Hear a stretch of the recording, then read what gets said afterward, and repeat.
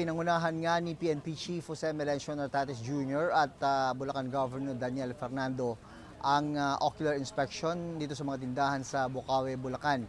Kasabay niyan ay inilabas din ng PNP ang sample ng mga 31 bawal na paputok. Ipinakita rin ang mga legal na paputok para maging guide ng mga gustong mamili. Ang inspeksyon ay para matiyak ang kaligtasan ng lahat. Mahigpit na ipinatutupad ng PNP ang patakaran na hindi dapat lalampas sa 0.2 grams o 1/3 teaspoon ang pulbura ng paputok. Dahil naman sa madalas na pag-ulan at mahal na presyo ng mga gamit sa paggawa ng paputok ay nagtaas ang presyo ng mga ito sa mga tindahan. Pag umuulan kasi tigil ang production ng mga paputok.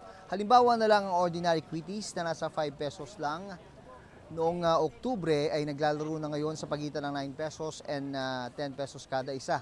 Problema pa rin ng mga lehitimong nagbebenta ang patuloy na bentahan ng mga iligal na paputok sa online at mga bangketa. Binalaan naman ni General Nartates ang mga Chief of Police tungkol sa zero tolerance policy kapag nabigo sila na ipatupad ang mga patakaran sa pagbebenta ng paputok at pailaw.